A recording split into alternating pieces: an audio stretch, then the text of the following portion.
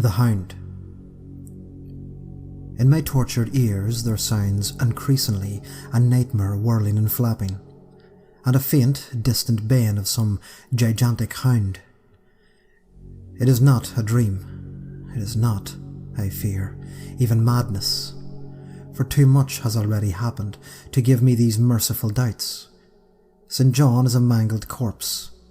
I alone know why, and such my knowledge that I am about to blow out my brains for fear I shall be mangled in the same way.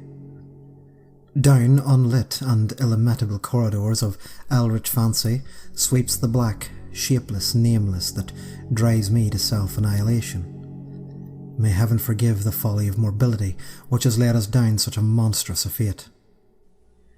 Wearied with the commonplaces of a prosaic world, and even the joys of romance and adventure soon grow stale.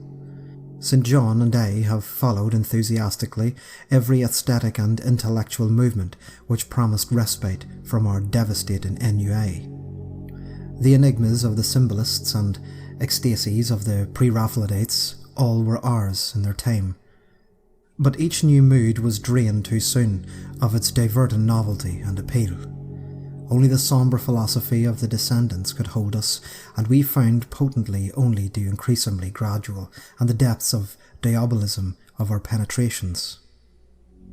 Baudelaire and Hosmans were soon exhausted of thrills, till finally there remained, for us, only the most direct stimuli of unnatural personal experiences and adventures.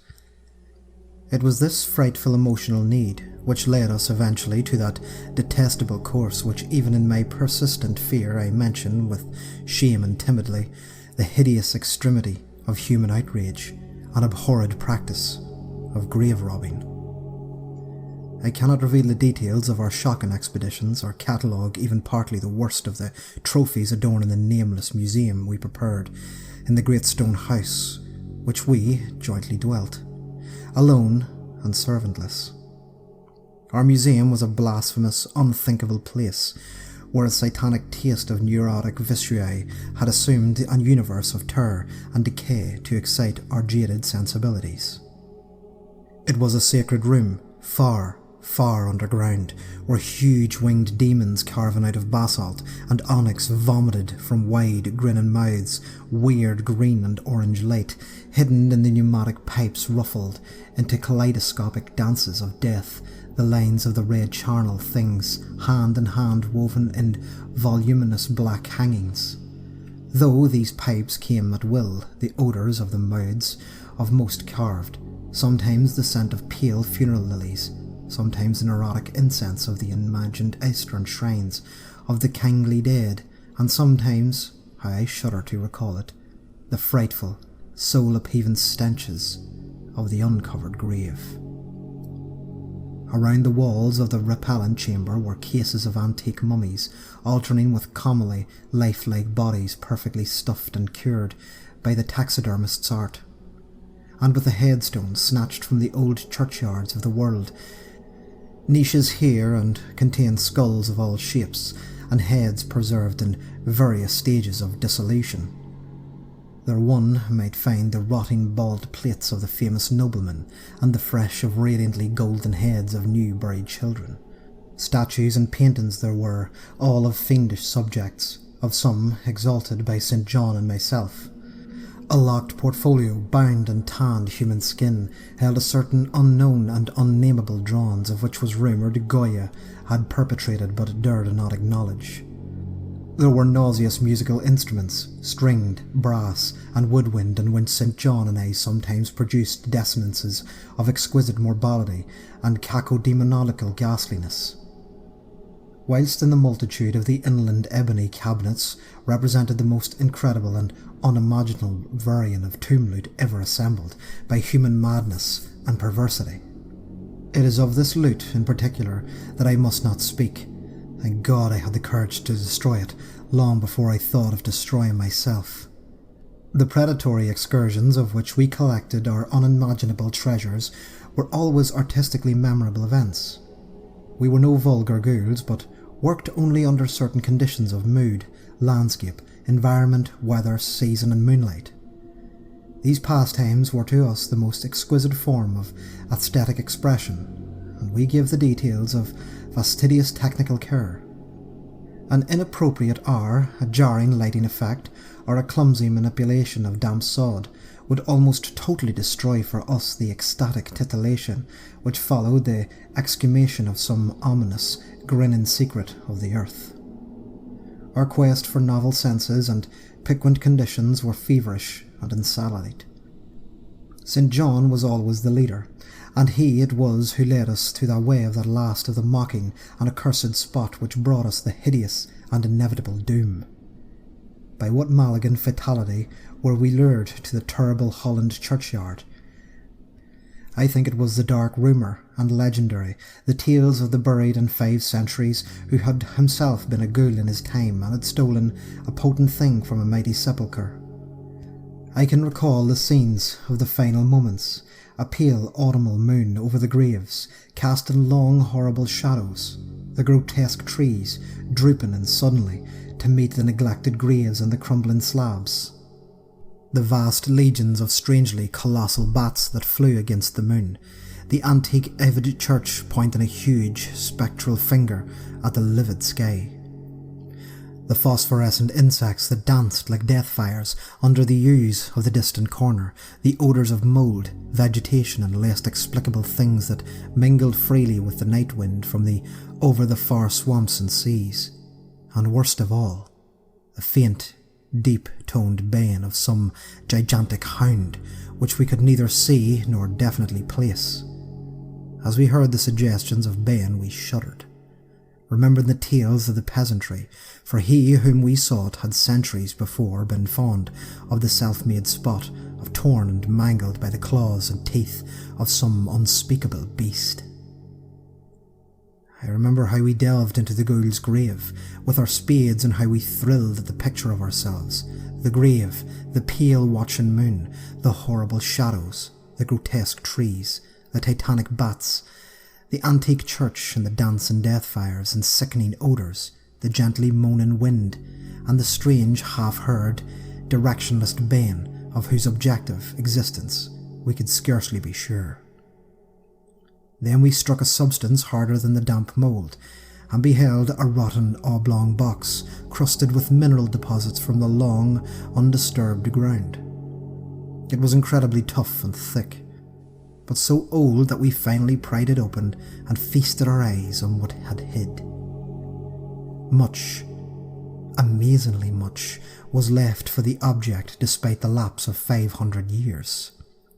The skeleton, though crushed in places by the jaws of the thing that had killed it, held together with surprising firmness, and we gloated over the clean white skull and its long, firm teeth and its eyeless sockets that once had glowed with the charnel fever like our own. In the coffin lay an amulet of the curious and exotic design, which had apparently been worn around the sleeper's neck. It was an oddly conventionalized figure of crouching winged hound or sphinx with a semi-canine face, and was exquisitely carved with antique Ortine fashion from a small piece of green jade. The expression on its features was repellent in the extreme, savouring at once of death, bestiality, and malevolence. Around the base of the inscription in characters which neither St. John nor I could identify, on the bottom, like marker's seal, was graven and grotesque in a formidable skull. Immediately upon beholding the amulet, we knew we must possess it, that this treasure alone was our logical pelf from the centuried grave. Even had its outlines been unfamiliar, we would have desired it. But as we looked more closely, we saw that it was not wholly unfamiliar. Alien in it indeed was to all art and literature with the same balanced readers know, but we recognised the thing that hinted of the forbidden Necronomicon of the mad Arab Abdul Azrael head, the ghastly soul symbol of the corpse-eaten cult of inaccessible Leng in Central Asia. All too we did to trace the sinister lineaments described by the old Arab demonologist, lineaments he wore drawn from the old, obscure supernatural manifestation of the souls of those who vexed and gnawed at the dead. Seizing the green jade object, we give the last glance of the bleached and cavernous face of the owner and closed up the grave as we found it. As we hastened from that abhorrent spot, the stolen amulet in St. John's pocket, we thought we saw the bats descend in a body to the earth that we had so lately rifled, with it seeking for some cursed and unholy nourishment. But the autumn moon shone weak and pale, and we could not be sure. So too, as we sailed the next day away from Holland to our home, we thought we heard the faint distant baying of some gigantic hound in the background. But the autumn wind moaned and wan, and we could not be sure. Chapter 2. Less than a week after our return to England, strange things began to happen. We live in the recluse, devoid of friends, alone and without servants in a few rooms of an ancient manor house on a bleak and unfrequented moor, so that our doors were seldom disturbed by the knock of a visitor. Now, however, we were troubled by what seemed to be a frequent fumblings in the night, not only around the doors but around the windows also, upper as well as lower. Once we fancied that a large, opaque body direct in the library window, the moon was shining against it, and another time we thought we heard the whirring or flapping sound not so far off. On each occasion investigation revealed nothing, and we began to ascribe the occurrences to imagination alone. That same curiously disturbed imagination which we still prolonged in our ears that faint far baying we thought we heard in the Holland churchyard. The jade amulet now possessed in a niche in our museum, and sometimes we burned strangely scented candles before it. We read much in Alzra Head's Necronomicon about the properties, about the relationship of ghouls, souls to the objects it symbolized, and we were disturbed by what we read. Then, terror came. On the night of September 24, 19, I heard a knock at my chamber door. Fancying it St. John, I bid the knocker centre and answered only by a shrill laugh. There was no one in the corridor. When I aroused St. John from his sleep, he professed an entire ignorance of the events and became as worried as I. It was that night that the faint, distant baying over the moor became a certain, dreaded reality.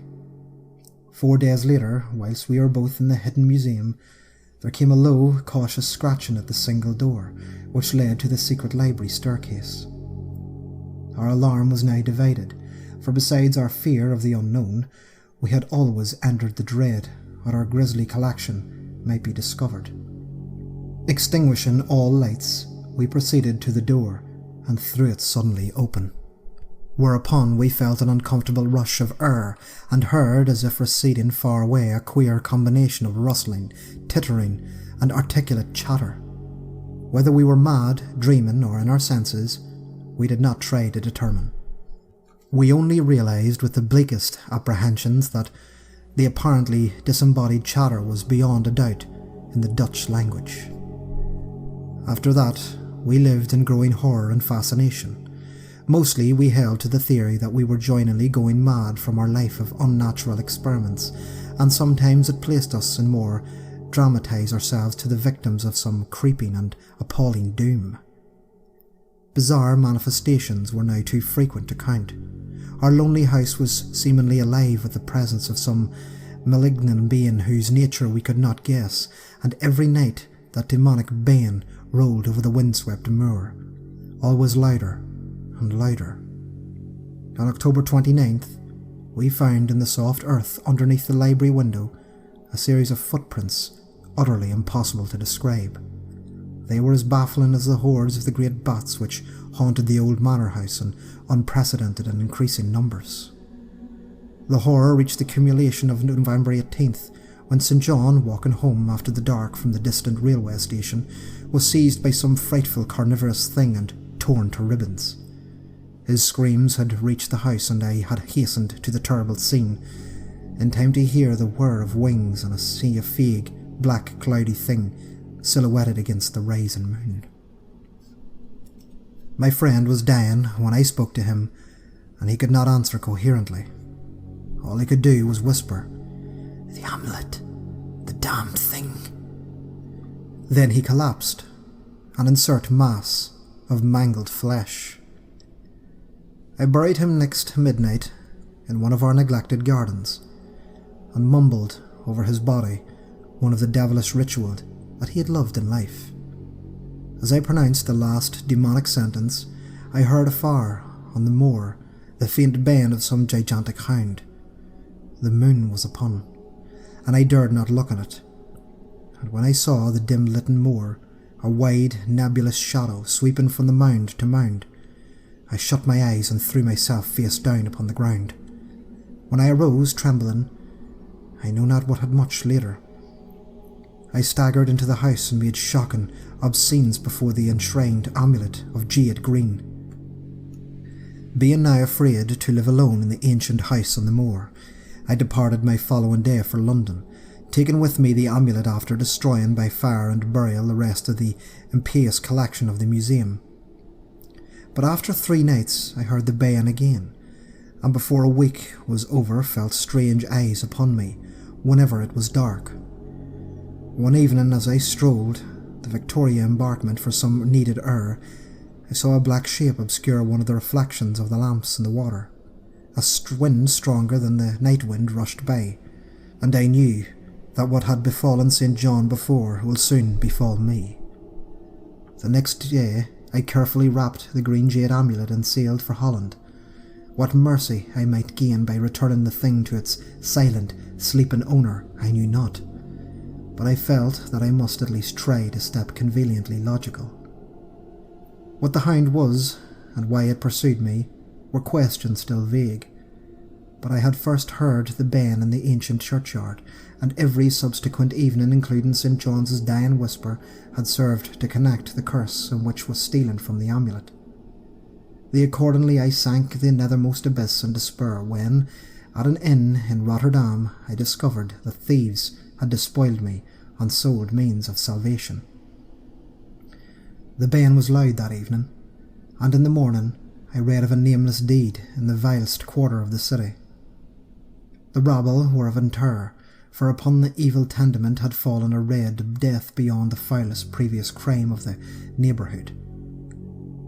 In the squalid thieves' den an entire family had been torn to shreds by an unknown thing, which left no trace, and those around had heard all night above the usual clamour of drunken voices a faint, deep, insistent note of a gigantic hound.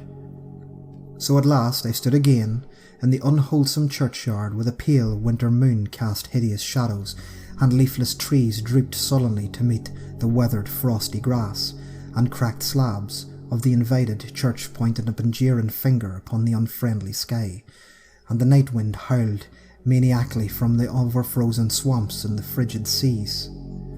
The baying was very faint now, and it ceased altogether as I approached the ancient grave I had once violated, and frightened away any abnormality large horde of bats that had been hovering curiously around it. I know not why I went thither unless to pray, or gibber the insane pleas and apologies to the calm white thing that lay within. But, whatever my reason, I tackled the half-frozen sod with a desperation partly mine and partly that of the dominating will outside of myself. Excavation was much easier than I expected, though at one point I encountered a queer interruption, with a lean virtue darted down from the cold sky and pecked frantically at the grave earth, until I killed him with a blow of my spade. Finally I reached the rotten oblong box, removed the damp, nurturous cover, and at last the rational act as I ever performed. For crouched within that centuried coffin, embraced by a close-packed nightmare vitrine of huge, sinewy sleeping bats, was the bony thing my friend and I had robbed, not clean and placid as we had seen it then, but covered with caked blood and shreds of alien flesh and hair, and leering sentiently at me with the phosphorescent sockets of sharp, indignant fangs yawning twistedly in mockery of my inevitable doom.